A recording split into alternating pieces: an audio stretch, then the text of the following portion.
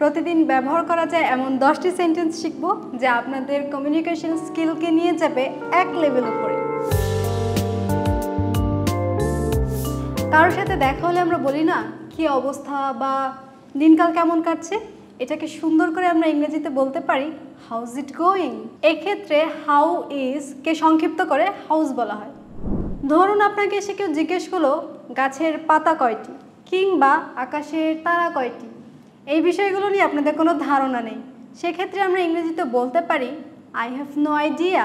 কাজ শেষ, সবাই মিলে আড্ডা দিতে চান, সেক্ষেত্রে আপনি আপনার বন্ধুকে বলতে পারেন do you wanna hang out.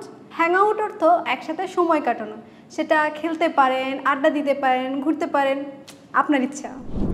Informal পরিবেশে বেশিরভাগ সময় ওয়ান টু এর পরিবর্তে ওয়ানা ব্যবহৃত হয়, কিন্তু ফর্মাল পরিবেশে ওয়ানা কিন্তু অভদ্রতামি দেখায়। ঠান্ডা বা সর্দি লাগলে আমরা বলি না আমার শরীরটা আজকে খারাপ লাগছে, এটাকে আমরা ইংরেজিতে বলতে পারি I am not feeling well. বা নেটিভ স্পিকারদের মধ্যে আমরা আরও স্মার্ট করে বলতে পারি I am feeling under the weather.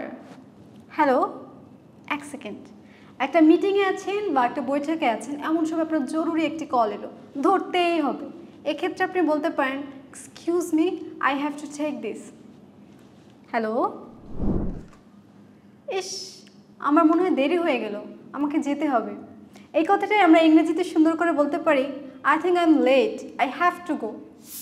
জ্যামে আটকে ছিলাম তাই পৌঁছতে দেরি হয়ে গেছে, এই কথাটা বাংলায় না বলে আমরা ইংরেজিতে বলতে পারি sorry I am late, I was stuck in traffic.